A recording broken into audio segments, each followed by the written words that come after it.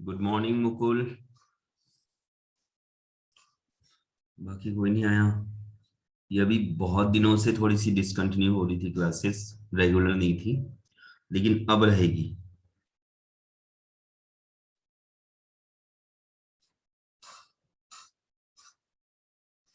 है ना।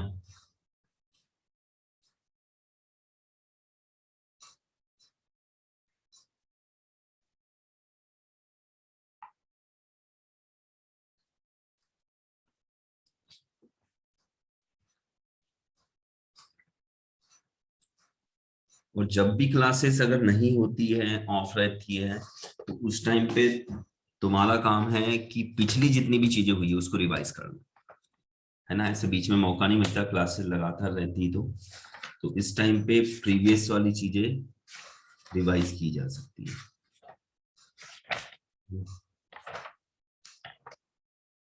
थ्योरी हो गया है, कॉम्प्लेक्स नंबर हो गया है।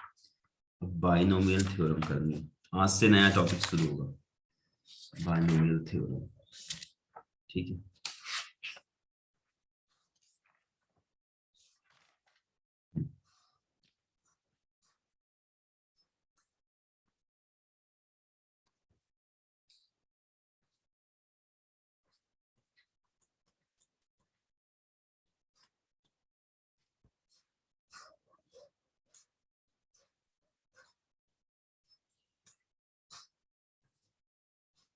बाइनोमियल थ्योरम जो है वो न्यूटन ने दिया था। ठीक है। अब इसमें क्या क्या होता है समझते हैं। सबसे पहले इसमें पास्कल ट्रायंगल समझते हैं। उससे भी पहले मैं यहाँ पे पास्कल ट्रायंगल बताऊंगा। Pascal triangle. ठीक है। आवाज क्लियर है ना। ये बाकी बच्चों को भी आना चाहिए था। जैसे देखो, यस सर। अगर मैं a प्लस बी की पावर 0 करता हूं तो मुझे सिर्फ 1 मिलेगा और कुछ नहीं मिलेगा। और a प्लस बी की पावर, किसी की भी पावर 0 क्या होता है, 1 होता है। a प्लस बी की पावर 1 आएगा मुझे a प्लस बी। सही है। फिर a प्लस बी का होल, ये होता है A square plus 2ab plus B square. Arrange ऐसे ही करना है। और a प्लस बी का होल स्क्वायर, होल क्यूब, ये आएगा a का cube plus 3a² b plus 3a B square plus B का क्यूब। अभी तक तुम शायद ऐसे लिखते थे, ऐसे लिखते थे, a का क्यूब प्लस b का cube plus 3² b plus 3ab², या तो ऐसा लिखते थे, या फिर a का क्यूब प्लस b का क्यूब प्लस इसमें से 3ab कॉमन लेते थे तो हमको मिलता था a प्लस बी। मैक्सिमम हम ऐसे लिखा करते थे। ठीक है। लेकिन उसका सही तरीका जो है, और इसको कैसे लिखते थे, a² plus b² plus 2ab। ठीक है। पर हमारा इसको अरेंज कैसे कर रहे हैं हम लोग, जो सबसे पहली पावर है उसको हाईएस्ट देखो कितनी हो सकती है, a प्लस बी की होल पावर 2 है, तो a की हाईएस्ट पावर 2 हो सकती है। फिर हमने a की एक पावर कम कर दिया, a की एक पावर कम किया तो b की पावर बढ़ गई। मतलब हम इसको डिक्रीजिंग ऑर्डर में रख रहे हैं, और a को सबसे पहले हाईएस्ट पावर दे रहे हैं और उसकी पावर कम हो रही है। तो a की पावर 2 थी तो 1 हो गया, और b की एक पावर बढ़ गई, तो कंबाइंड पावर अभी भी इसकी कितनी है, 2 ही है ना। कंबाइंड पावर कितनी है, 2 है। तो यहां ध्यान से देखना, अगर पावर 2 है तो सबकी पावर 2 है, हर एक टर्म की पावर 2। यहाँ पे भी पावर 1 है तो दोनों की पावर 1। और यहाँ पे हम बोल सकते हैं कि यहाँ पे भी मतलब a प्लस बी की पावर 0 तो वो तो 0 रहेगा। अब 3 वाले में देखो, a की पावर 3 है, फिर a की पावर एक कम हो गई और b की एक पावर बढ़ गई, फिर a की पावर एक कम हो गई और b की पावर बढ़ गई, तो ओवरऑल इसकी पावर कितनी है, 3 है। और यहाँ पे b की पावर हाईएस्ट हो गई, a की पावर कितनी कम हो गई, 0 हो गई। ठीक है। तो ये जो दो तरीके ये हमने लिखे।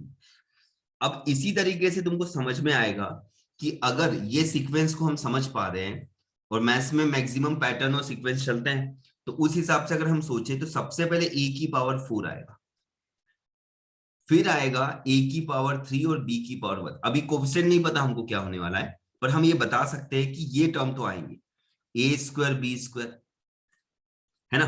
फिर a b का क्यूब और फिर प्लस b की पावर 4। क्या बोलते हो, ये समझ में आ रहा है इतना, बताओ, इतनी चीजें समझ में आ रही है। हम्म। दोनों सबको समझ में आ रहा यस सर। है ना। शिवम क्यों नहीं आया?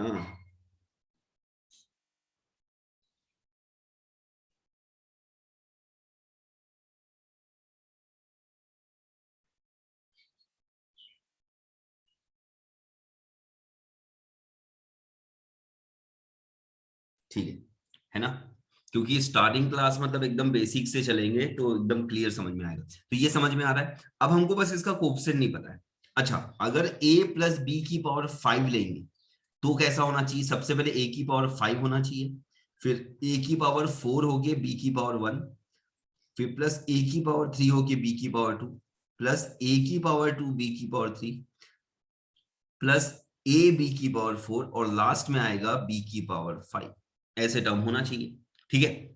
अब प्रॉब्लम ये हुई कि टर्म्स कैसे पता, कोफिशिएंट कैसे पता करेंगे? तो पास्कल ट्रायंगल जो है वो तुमको कोफिशिएंट के बारे में बताता है। जैसे सबसे पहले की पावर 1 है, मतलब सबकी पावर 0 है तो 1 आ रहा है। फिर दूसरे वाले में देखो इनके कोफिशिएंट कितने हैं, इसका भी 1 है और इसका भी 1 है ना? इसका भी कोफिशिएंट 1 है और इसका भी कोफिशिएंट 1 है, तो मैंने उसको 1 1 को यहाँ पे दिखा दिया। मैं उसको ट्रायंगल की तरह दिख रहा हूँ। अब जब ये वाला केस है, इसको नहीं, इसको हटा देते हैं, है ना? ये तो हम लिखते थे अभी तक, अब ऐसे लिखेंगे। तो अब इसके ऑप्शन देखो 1 है, फिर 2 है, फिर 1 है, तो मतलब ये 1 2 और 1 हो गया। फिर थर्ड वाले के देखो 1 3 3 1 है, तो यहाँ पे 1 है, यहाँ पे 3 है, यहाँ पे 3 और यहाँ पे 1। ठीक है। तो इसको देख के कुछ सीक्वेंस समझ में आ रहा है ना? जैसे यहाँ 1 है तो ऐसा सोचो 1 इधर भी गया, इधर भी गया, फिर यही 1 यहाँ पे भी चला गया, यहाँ पे भी चला गया, ये 1 ऐसे ऐसे जा रहा है। अब ये 2 कैसे आया होगा? तो ध्यान दो, ये 1 और ये 1 को अगर ऐड कर दे तो 2 बनता है। वैसे ही क्यों सोचा ऐसा? क्योंकि हमने यहां देखा कि ये 1 और 2 को ऐड करने पे 3 हो रहा है, और 2 और 1 को ऐड करने पे 3 हो रहा है। तो ये एक सीक्वेंस मिल गया। अब 4 वाले में क्या होगा देखो, इन दोनों का एडिशन करेंगे तो 4 आएगा, इन दोनों का एडिशन करेंगे तो 6 आएगा, इन दोनों का एडिशन करेंगे तो 4 आएगा, और यहाँ पे लास्ट में 1 आ जाएगा। तो इसका मतलब हमको मिल गए इसके कोफिशिएंट। 1 सबसे पहले का, फिर यहाँ पे 4 है, फिर यहाँ पे 6 है, यहाँ पे 4 है और यहाँ पे 1। अगर तुम पावर 5 वाला भी सोचते हो तो वो भी सोचा जा सकता है। 1, इन दोनों का एडिशन कितना हो गया 5, फिर इन दोनों का एडिशन हो गया 10, फिर इन दोनों का 10, इन दोनों का 5 और लास्ट में आ गया 1। तो इस तरीके से यहाँ पे 1 है, यहाँ पे 5 है, यहाँ पे 10 है, यहाँ पे भी 10 है, यहाँ पे फिर से 5 है और यहाँ पे फिर से 1 है।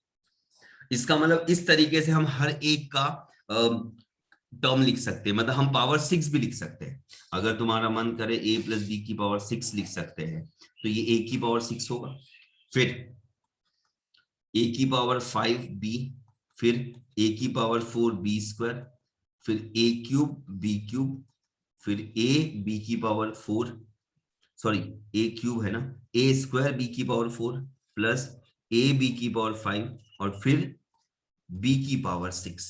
अब कोफिशिएंट की बात करेंगे तो कोफिशिएंट क्या आएंगे 1 6, इन दोनों का एडिशन ये 15 हो गया, ये 20 हो गया, ये 15 हो गया और ये 6 हो गया, लास्ट में 1। तो हमको मिल गया 1 6, फिर 15, फिर बीच में 20, फिर 15, फिर 15, सॉरी 15 नहीं, समझ पा रहे हो ना ये? उसके बाद आएगा 6 और यहाँ पे 1 आ गया। तो इस तरीके से हम किसी का भी पावर बता सकते हैं, मतलब किसी को भी एक्सपेंड कर सकते हैं। अब इसमें प्रॉब्लम क्या थी? ये बहुत अच्छा तरीका था शुरुआत के हिसाब से, लेकिन अगर मैं पूछूं a प्लस बी की पावर 11, तो उसमें क्या करना पड़ता है? इस ट्रायंगल को आगे बढ़ा के 11 तक पहुंचाना पड़ता है। ठीक है, इस ट्रायंगल को आगे बढ़ा के 11 तक पहुंचाना पड़ता है। तो ये एक अलग प्रॉब्लम थी। ठीक है, तो उसके बारे में देखेंगे कि हमने उसको फिर शॉर्ट में कैसे किया। पहले इतना नोट कर लो। ठीक है, नोट करो इतना।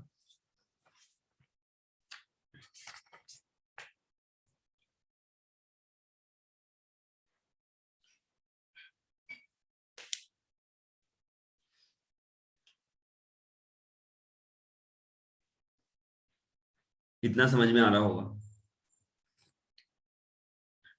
तो शुरुआत में इस तरीके से कोफिशिएंट निकले थे। मतलब देखो, ऐसा मत सोचना कि इसी तरीके से ये कोफिशिएंट आए हैं। हमने a प्लस बी की पावर 3 कैसे निकाला था? पहले हमने a plus B into A plus B किया, तो इससे हमको a प्लस बी का स्क्वायर मिल गया। फिर a प्लस बी के स्क्वायर में हमने a प्लस बी का मल्टीप्लाई किया, तो हमको a प्लस बी का क्यूब मिल गया। फिर उसमें भी एक a प्लस बी का होल स्क्वायर करेंगे तो मिलेगा। तो एक कोफिशिएंट को सीक्वेंस में जमाया तो मिल गए। तो पास्कल ट्रायंगल ये सब बनने के बाद समझ लो इनने सीक्वेंस निकाल लिया है। ठीक है, ये पास्कल ट्रायंगल में इस तरीके से देखते हैं। मेरे हिसाब से इतना समझ में। बाइनोमियल थ्योरम में एक्चुअल में सिर्फ एक फॉर्मूला है, जो फॉर्मूला हम अभी इंट्रोड्यूस करेंगे, आगे पढ़ेंगे। सिर्फ एक फॉर्मूला है, और वो फॉर्मूला अगर अच्छे से समझ गए तो फिर पूरा चैप्टर समझ में आ जाएगा। ठीक है, इसलिए बेसिक क्लास, पहली क्लास बहुत इंपॉर्टेंट है।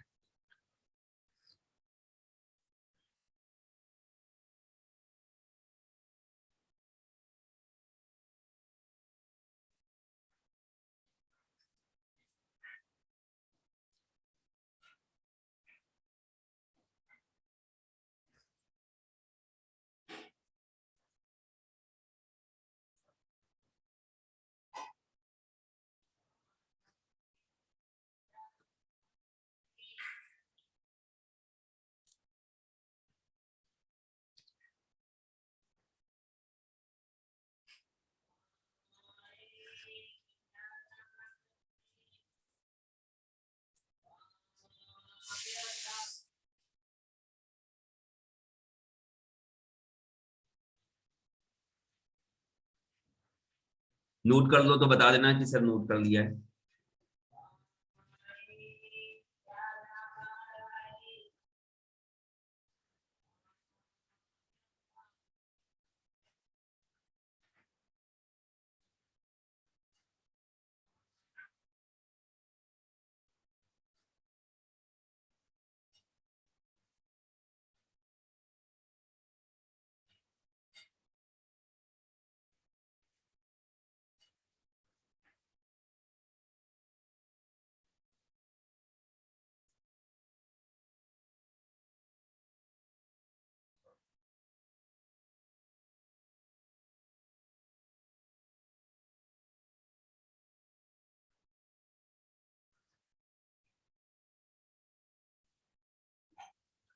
आर्या नोट किया?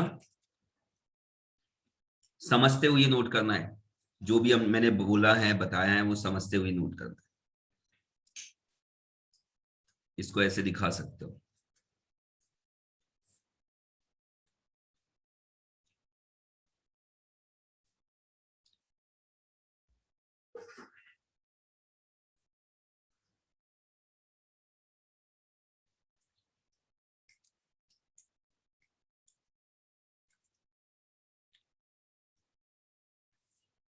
वैसे बाइनोमियल से पहले हमको परमुटेशन कॉम्बिनेशन पढ़ना चाहिए, लेकिन बाइनोमियल में एक्चुअल में परमुटेशन कॉम्बिनेशन का उतने ज्यादा यूज नहीं है, इसलिए हम उसको पहले नहीं पढ़ते, पहले बाइनोमियल पढ़ लेते हैं।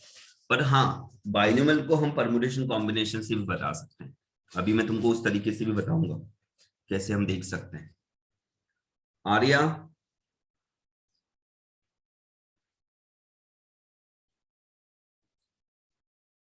रिस्पॉन्स जल्दी दिया करो। अगर तुमको लग रहा है 30 सेकेंड तो 30 सेकेंड, 1 मिनट, 2 मिनट, जो भी बोलना है बोलो, लेकिन बताओ।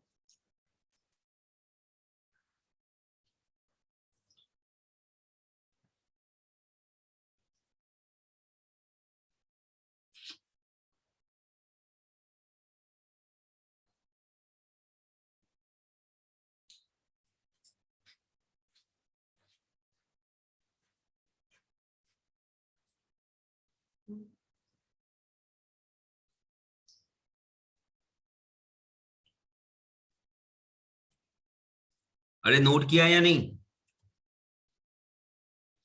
मैं सिर्फ 10 सेकेंड का टाइम दे सकता हूँ, इससे ज्यादा नहीं, है ना? 10 सेकेंड है, स्क्रीनशॉट ले लो अगर नोट नहीं किया है तो।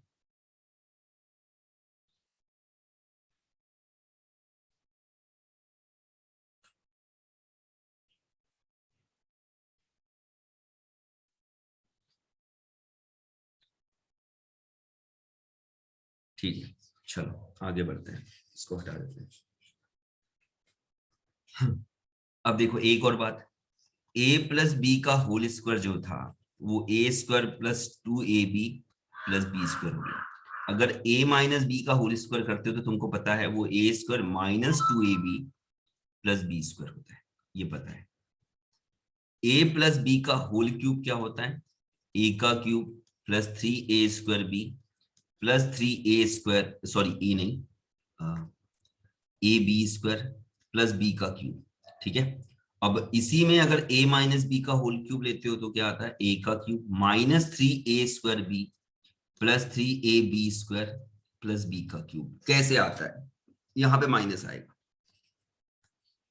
अब कैसे आता है देखो, a माइनस बी को, a माइनस बी का होल क्यूब था, हम उसको a प्लस माइनस बी का होल क्यूब लिख सकते हैं। तो इससे क्या होगा, पहले तो a का क्यूब आएगा, प्लस वाला फॉर्मूला अगर लगाते हैं तो a का क्यूब आएगा, फिर प्लस ही होगा, फिर 3a² और माइनस b की पावर 1 हो जाएगा, फिर plus 3a b minus b की पावर 2 हो जाएगा, प्लस माइनस b की पावर 3 हो जाएगा। तो हुआ क्या, यहाँ पे a की पावर 3 था, फिर यहाँ पे 3a² था, और माइनस बी की पावर 1 था, मतलब ऑड था, मतलब सेकेंड टर्म की पावर ऑड होने की वजह से, क्योंकि उसी में माइनस लगा है, सेकेंड टर्म में ही माइनस लगा है जब a माइनस बी लिखते हो, तो ऑड होने की वजह से जहां उसकी पावर ऑड है तो वहां पे माइनस आ जाएगा। फिर प्लस, यहाँ पे देखो माइनस की b की पावर 2 है तो वो तो प्लस दे देगा, तो ये 3ab² देगा, फिर यहाँ पे ऑड है तो माइनस b³ देगा। इसका मतलब अगर मैं a माइनस बी की पावर 4 लिखता हूं तो पहले a की पावर 4 होता है, फिर तुमको पता है कि 4 आता है, फिर a का क्यूब और b की पावर 1 होता है, इस वजह से यहाँ पे माइनस आ जाएगा, है ना। फिर 6 होता है a² b², तो पावर 2 है इसलिए प्लस रहेगा। फिर क्या आता है, फिर 4 आता है a b की पावर 3, तो 3 आया मतलब माइनस आएगा, और फिर लास्ट में इसके बाद क्या आएगा, प्लस b की पावर 4, क्योंकि पावर 4 है, इवन है इसलिए प्लस है। तो ध्यान रखना है जब a माइनस बी वाला टर्म आए तो माइनस b हो रहा है ना, तो b की ऑड पावर पे जाओ, ठीक है, समझ गए, b की ऑड पावर पे जाओगे तो जहां पे ऑड पावर होगी उसके सामने का कोएफिशिएंट माइनस हो जाएगा, ठीक है। तो इस तरीके से हमको ये भी समझ में आ रहा है कि पहला टर्म अगर सीक्वेंस में लिखे हो तो पहला टर्म प्लस है, दूसरा टर्म माइनस, तीसरा टर्म प्लस, चौथा टर्म माइनस। यहाँ पे भी सेम है, देखो पहला टर्म प्लस, फिर माइनस, फिर प्लस, फिर माइनस, फिर प्लस। तो तुम अगर किसी भी बड़े की भी पावर लिखते हो, जैसे मैं a माइनस बी की पावर 5 भी लिखता हूँ, तो मैं a की पावर 5 लिखूंगा, फिर माइनस लगाऊंगा क्योंकि पहला टर्म प्लस है, फिर a की पावर 4 b आ जाएगा, और यहाँ पे इसका कोएफिशिएंट आता है 5। सबसे पहले देखो जितनी पावर है ना वो सेकेंड टर्म का कोएफिशिएंट बनता है, देखो पावर 3 है तो सेकेंड टर्म का कोएफिशिएंट, इतना हमको समझ में आता है। फिर उसके बाद देखो ये 4 और 6 को ऐड करोगे तो 10 होता है, तो प्लस आ जाएगा 10 a की पावर 3 b², फिर से 10 आएगा क्योंकि 6 और 4 ऐड हो रहा है, तो फिर ये हो गया तुम्हारा 10 माइनस में, ठीक है, क्योंकि प्लस माइनस चलना है, और फिर a² b की पावर 3, फिर प्लस में आएगा a b की पावर 4 और यहाँ पे 4 आ जाएगा, और प्लस b की पावर 5 वो भी माइनस में, इस तरीके। तो प्लस माइनस में चलता है। मतलब अभी मैंने तुमको सिर्फ ये बताया है कि अगर a माइनस बी हो, a प्लस बी की जगह, तो प्लस माइनस लगा देना, तो उसके लिए ज्यादा सोचना नहीं पड़ेगा, ठीक है, नोट कर लो इतना। अभी हम फॉर्मूले पे आए नहीं, फॉर्मूले से पहले मैं काफी चीजें बताऊंगा तुम, उसके बाद हम फॉर्मूला देखेंगे।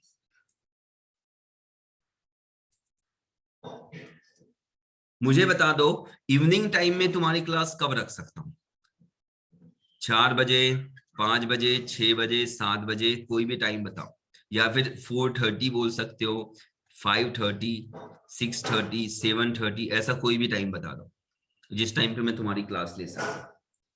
इवनिंग टाइम पे कौन सा टाइम हो सकता है जब मतलब तुम्हारी और कोई दूसरी क्लास ना हो।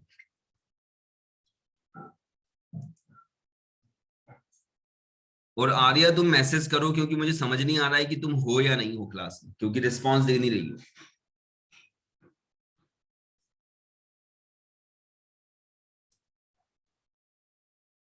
4 बजे, हाँ आर्या, मुकुल बोल रहा है कि चलो 4 बजे क्लास हो सकती है, तुम क्या बोल दो किस टाइम पे तुम क्लास हो सकती है अपनी इवनिंग वाली, क्योंकि मॉर्निंग में थोड़ा सा एडजस्ट होने में दिक्कत हो रहा है।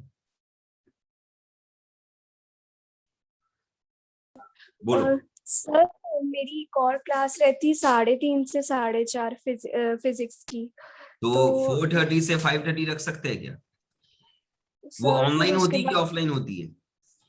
सर ऑनलाइन होती है, और सर स्कूल भी स्टार्ट होने वाले हैं कल से। हाँ तो और स्कूल फिर तो मेरी 2:30 तक ही रहेंगे। नो सर, डे शिफ्ट का स्कूल है, 12 AM से 4 AM तक, सॉरी 4 PM तक।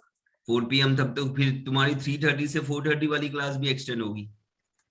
यस सर, वो भी। तो सर सुबह वाली क्लास नहीं रख सकते? सुबह वाली क्लास में मुझे 12th वाली क्लास रखनी है, क्योंकि उनके इसमें ज्यादा कंडीशंस बन रही, क्योंकि बच्चे ज्यादा है उसमें। सर क्योंकि फिर उसके बाद मेरी 5 से 6 कथक क्लास रहती है, तो हम्म। Yes sir. ठीक है, चलो अभी इसको यस नोट सर। करो पहले, बाद में देखते हैं क्या कर सकते हैं।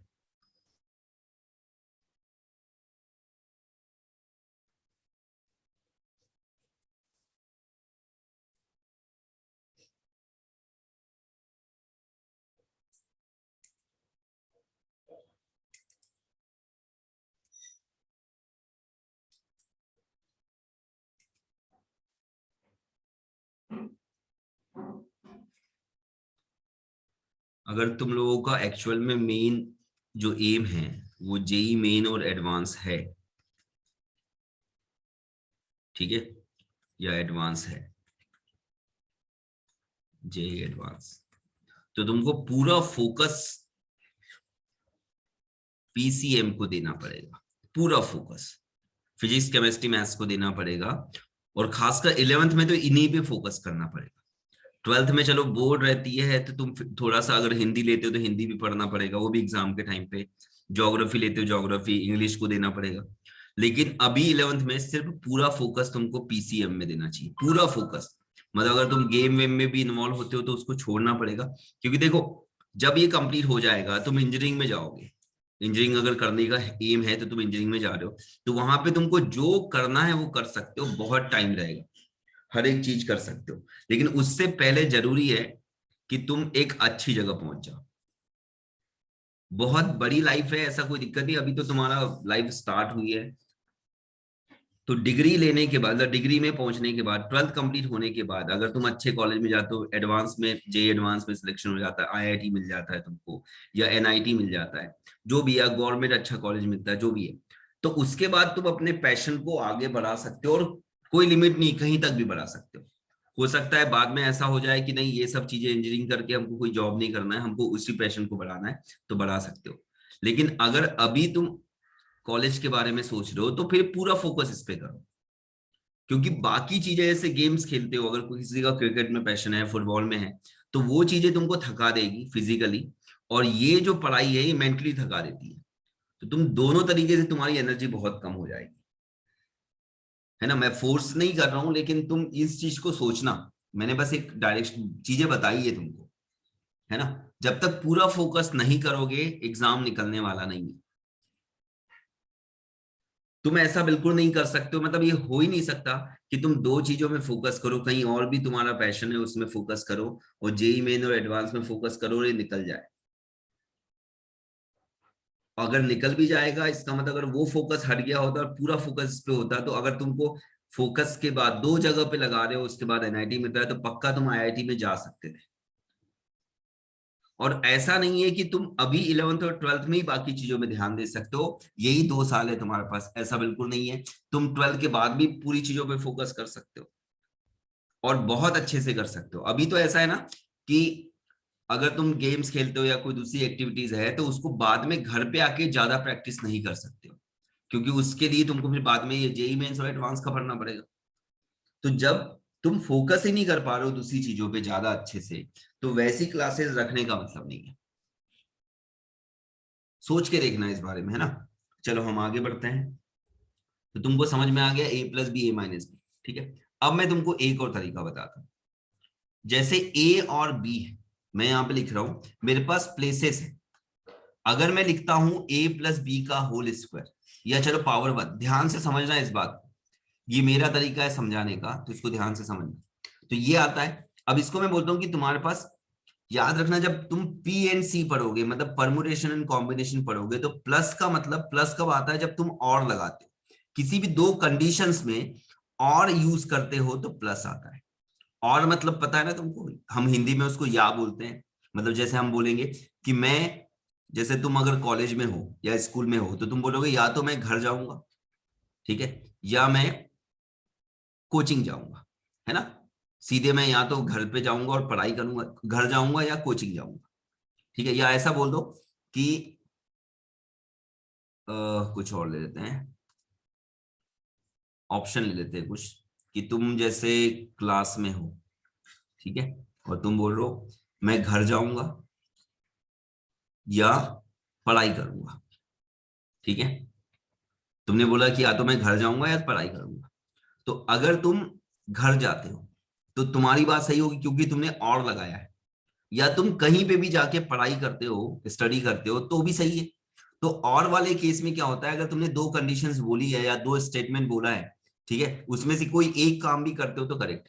अब ये हो सकता है कि तुम दोनों मान लो बात को, मतलब घर जाके पढ़ाई करने लगो तो भी सही है, अगर दोनों चीजों को मान लेते हो तो और का मतलब समझ में आ रहा है, या तो ये सही हो तब भी तुम्हारा स्टेटमेंट सही है, ये सही हो तो भी सही है, दोनों सही हो जाए तो भी सही है। गड़बड़ कब हो सकता है, जब तुम ना घर गए ना पढ़ाई की, तुम चले गए कहीं पे मॉल में घूमने या कहीं पे सिनेमा देखने, ठीक है, मल्टीप्लेक्स जाके मूवी देख रहे हो, ये हो गया, तो ये दोनों चीजें रॉन्ग हुई। तो ये रॉन्ग कब होगी, जब दोनों गलत, ठीक है। तो और का मतलब प्लस से होता है, ठीक है, अभी तो मैंने और का मतलब समझाया, लेकिन जब तुम बाद में पीएनसी पढ़ोगे, इसके बाद वाला चैप्टर रहेगा, तो और का मतलब होगा प्लस, और जहां पे एन लगा देते हो तो उसका मतलब मल्टीप्लाई से होता है। तो और का मतलब प्लस से हो गया, और एंड अगर लगाते हो तो मल्टीप्लाई से होता है, ठीक है। तो यहाँ पे इसका प्लस का मतलब समझ जाओ ए और बी, इसका मतलब है ए और बी, ठीक है। और ये वन का मतलब है पोजीशन, तुम्हारे पास पोजीशंस होगी या प्लेस होगा, प्लेस, पोजीशन की जगह पे बोलना चाहिए प्लेस। तो तुम्हारे पास वन प्लेस है, ये पावर वन का मतलब है वन प्लेसेस है, और ए और बी का मतलब है कि वो वन प्लेसेस में हम या तो ए रख सकते हैं या बी रख सकते हैं। यहाँ पे एक ही प्लेस है, वन प्लेस है मतलब यहाँ पे एक प्लेस है, ठीक है।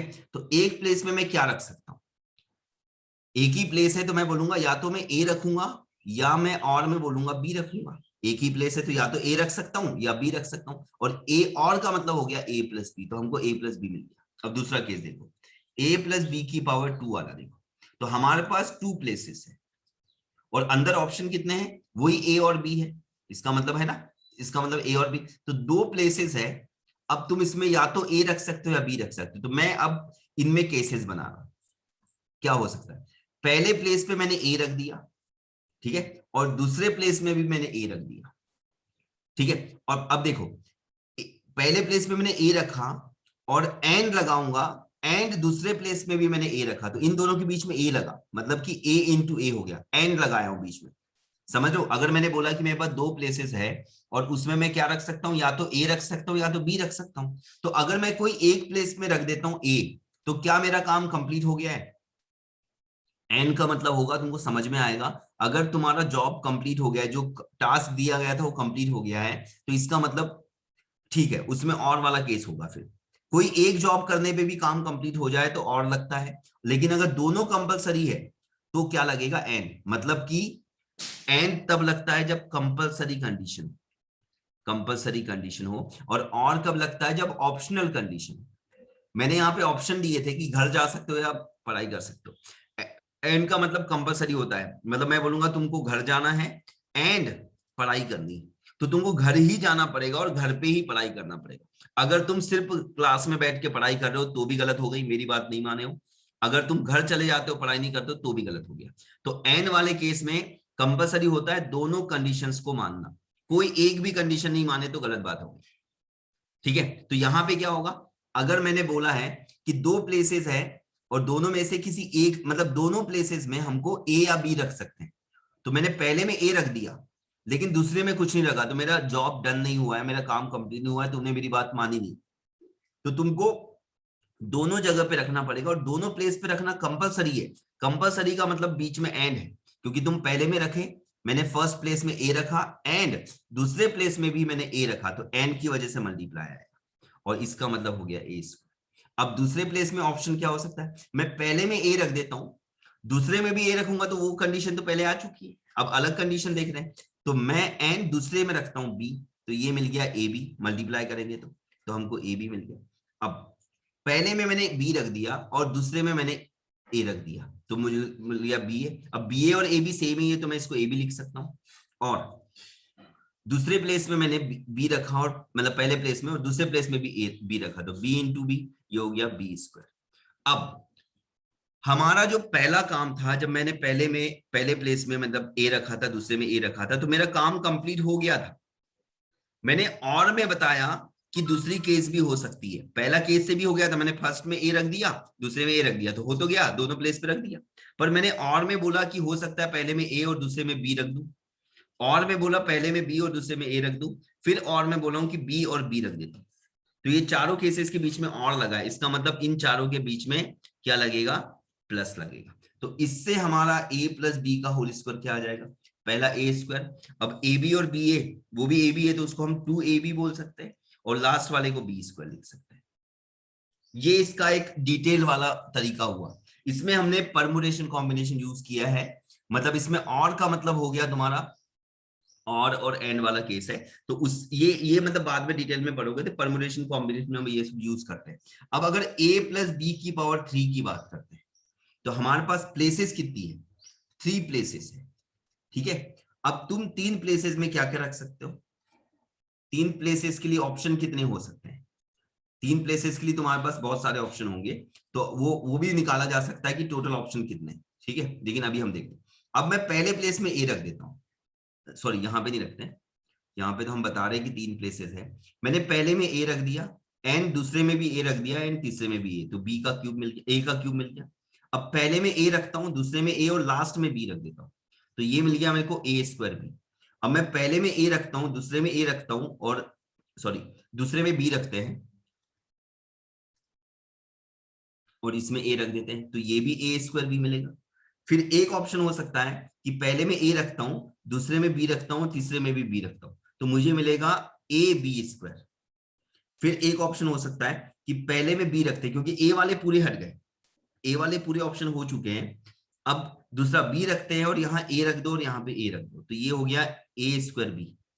फिर हम बी रखते हैं और फिर यहाँ ए रख के यहाँ पे बी रख देते हैं, तो ये हो गया B square, A B square, है ना, समझ रहे हो क्या हो गया, ए बी स्क्वायर। फिर हम फिर से एक बी रखते हैं, ये वाला ऑप्शन ले लो, बी रखते हैं और यहाँ पे भी बी रख देते हैं और यहाँ पे ए, तो ये हो गया ए बी स्क्वायर।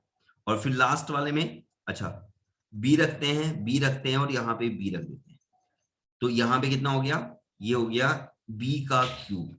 इन सभी ऑप्शन को ऐड करोगे तो ये तो इकलौता है, तो ए का क्यूब आ गया, प्लस में ये ए स्क्वायर भी एक बार है, ए स्क्वायर भी 2 बार हो गए, 2 बार है ना, ये 2 बार हो गए, और ए स्क्वायर भी ये 3 बार, तो इसका मतलब ये 3a स्क्वायर बी हो गया, ठीक है। उसके बाद आ जाओ ए बी स्क्वायर यहाँ पे है, ए बी स्क्वायर यहाँ पे और ए बी स्क्वायर यहाँ पे, तो ये भी 3 बार है, तो यहाँ पे आ गया तुम्हारा 3ab स्क्वायर, और लास्ट में आएगा b कितना है 1, तो b का क्यूब। तो देखो यही ऑप्शन बनता है, तो इसके पीछे इतनी डिटेलिंग हो सकती है, ठीक है। अब ऐसा सोचो कि हो सकता है, मतलब ये एक्चुअल में मतलब इस तरीके से नहीं सोचा गया होगा, ठीक है। ये तो मैंने अपना तरीका बताया, क्योंकि मैंने परम्यूटेशन कॉम्बिनेशन पढ़ा हुआ है, तो मैंने उसको बाइनोमियल में लगा दिया है, ये मेरा तरीका है, और ये कहीं पे भी फेल नहीं होगा, क्योंकि प्लस का मतलब और से होता है, मल्टीप्लाई मतलब एंड हो गया, उस तरीके से मैंने इसको इस तरीके से प्लेसेस बना के सोचा है। क्योंकि देखो जब तुम a प्लस बी लिखते हो, a प्लस बी का होल स्क्वायर, तो a प्लस बी का होल स्क्वायर होता है a plus B into A plus B. तो मैंने यहां पे देखा मल्टीप्लाई है, तो मैंने यहां पे इसको और बनाया a और b एंड a और b, मैंने ऐसा सोचा पहले, ठीक है। तो अब a और b एंड a और b, तो मैंने इसको 2 प्लेसेस बना दिया कि पहले प्लेस में या तो a या b आएगा एंड दूसरे प्लेस में भी a या b आएगा, तो मैंने इसको इस तरीके से यहां से स्टार्ट किया था, और ये सभी चीजों में फिल करेगा, ठीक है। प्लेसेस की तरीके से सोचते हो तो ये इस तरीके से चीजें आई हुई है, ठीक है, समझ में आ रहा है। अब इसको नोट करने लायक तो ज्यादा कुछ है नहीं, तुमको नोट करने में दिक्कत हो सकती है, लेकिन फिर भी जितना समझे हो उसको नोट करो। पहले तो ये चीज नोट करो कि और का मतलब ऑप्शनल कंडीशन में हम और लगाते हैं, और कंपलसरी कंडीशन में हम एन लगाते हैं, और उसका मतलब मल्टीप्लाई होता है। ये चीजें बहुत काम आने वाली है। ऑप्शनल कंडीशन जब भी मिलेगी तुम और लगाओगे, और उसको लिखने के टाइम पे और को जब हमको सिंबल देना पड़ेगा तो उसका सिंबल हो जाएगा प्लस। और कंपलसरी कंडीशन में कंपलसरी नेसेसरी कंडीशन भी बोल सकते हो, है ना। नेसेसरी कंपलसरी सेम टाइप की चीज है, उसमें एन लगता है, या जब एन लगता है तो नेसेसरी या कंपलसरी कंडीशन होती है, और उसको सिंबल देते हैं हम मल्टीप्लाई। ठीक है, मेरे हिसाब से समझ में आया होगा, एक नया व्यू देखा होगा तुमने, ए प्लस बी का होल स्क्वायर, ए प्लस बी का क्यूब, इस तरीके से।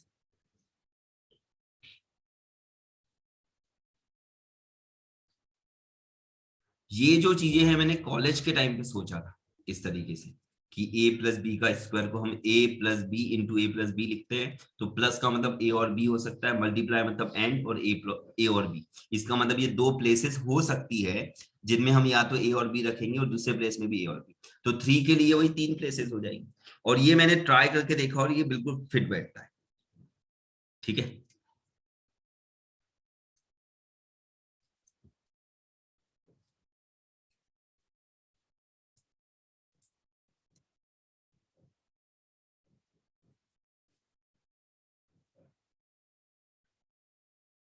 नोट करा, जल्दी से नोट कर लो, मैं तो बोलता हूँ 10 सेकंड ले लो और इसको स्क्रीनशॉट लेके रख लो, बाद में नोट कर देना, थोड़ी प्लेसेस छोड़ दो, है ना, थोड़ा और कुछ देख लेंगे हम लोग।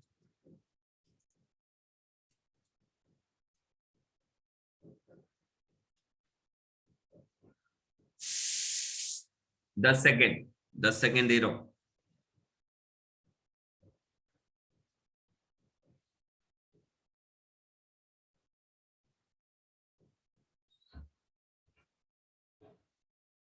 आज रिज्वाइन नहीं करना है, ठीक है, क्योंकि फिर मेरे दूसरे क्लासेस का भी टाइम हो जाता है, तो आज रिज्वाइन नहीं करना है। 50 मिनट की लगभग क्लास हो जाएगी आज, थोड़ा 10 मिनट लेट शुरू किए थे ना हम लोगों ने।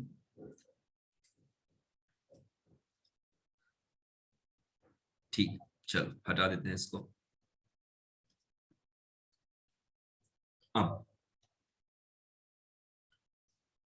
अब हम इंट्रोड्यूस करेंगे बाइनोमियल। अच्छा, पहली बात, बाइनोमियल का मतलब क्या है। अब ऐसी बहुत सारी चीजें होती है, जैसे ट्राइनोमियल, बाइनोमियल, मोनोमियल। मोनोमियल ये तुमने 9-10 में पढ़ा होगा, वन टर्म। जब सिर्फ एक टर्म आता है तो उसको हम मोनोमियल बोलते हैं। बाइनोमियल का मतलब होता है 2 टर्म्स। ट्राइनोमियल का मतलब होता है 3 टर्म्स। ठीक है, तो अभी तक मैंने जितने भी फॉर्मूले बताए हैं वो ए प्लस बी की पावर 0, ए प्लस बी की पावर 1, ए प्लस बी की पावर 2, ए प्लस बी की पावर 3, मैंने कहीं पे भी ए प्लस बी प्लस सी की पावर 2, 3, 4 नहीं बता रहा।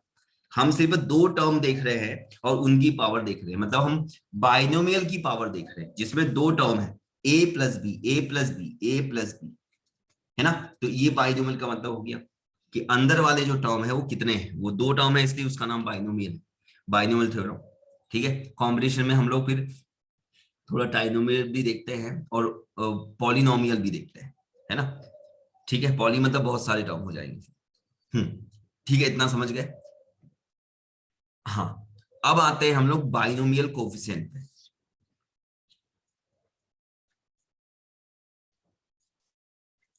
कोफिशिएंट,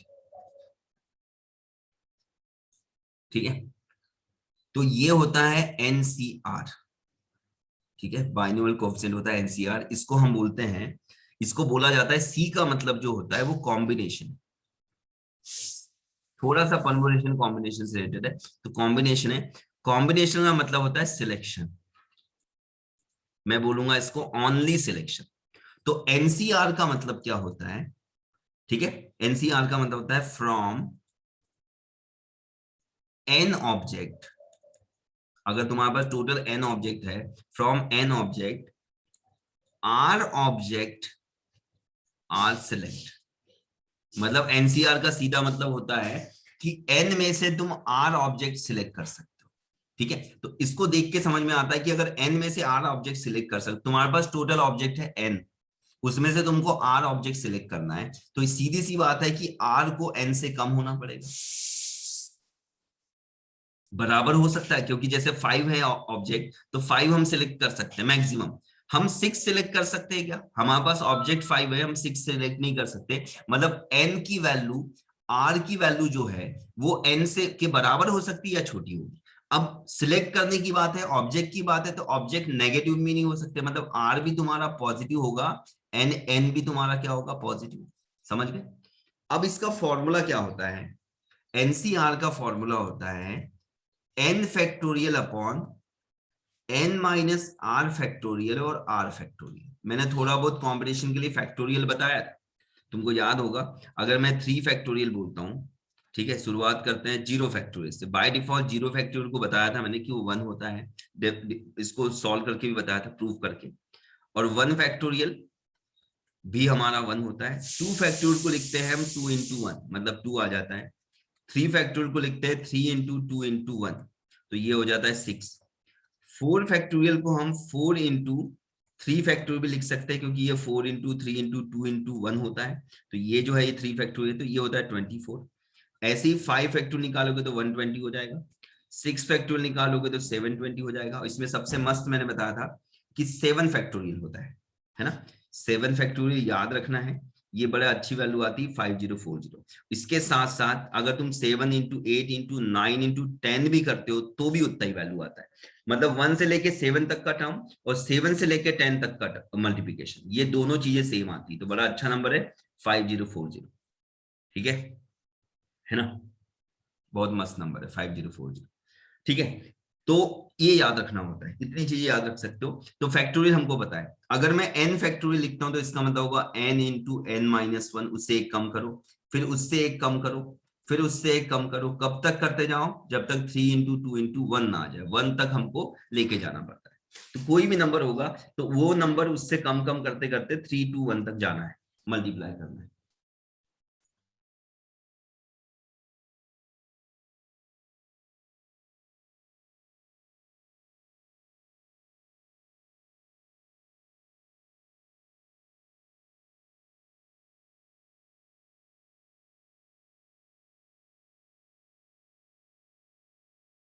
ठीक है, तो इतना नोट कर लो, ये बाइनोमियल कोफिशिएंट है। वैसे ये एक्चुअल में हमारे यहाँ पे यूज हुआ था, मैंने तुमको बताया भी था, महावीर, स्वामी महावीर थे ना, है ना, महावीर स्वामी बोलते हैं, है ना।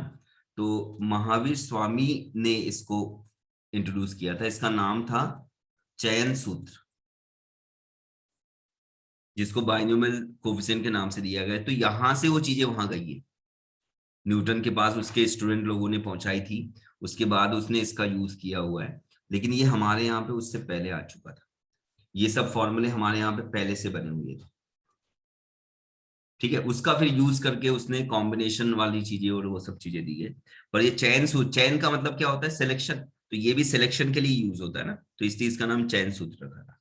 अब ये बाइनोमियल उसने दे दिया है चीजें और उसका नाम हो गया बाइनोमियल कोफिशिएंट। ठीक है,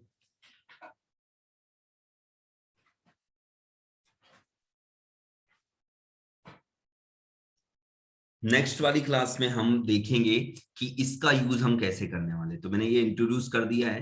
ठीक है, जैसे तुम 2c1 बोलते हो तो ये आएगा 2 into 1 अपॉन 1 फैक्टोरियल 1 फैक्टोरियल, तो ये इसकी वैल्यू 2 आ जाती है। ऐसे टाइप की चीजें हैं, तो वो हम कल देखेंगे, इसके पूरे इसको सब अच्छे से, बहुत अच्छे से समझ लेंगे।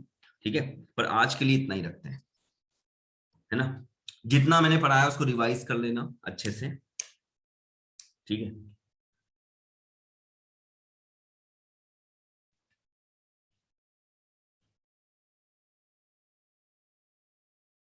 अभी की क्लास क्लोज करते हैं, इसका स्क्रीनशॉट ले लो क्योंकि टाइम नहीं है नोट करने लायक, तो स्क्रीनशॉट ले लो और फिर नोट कर लेना।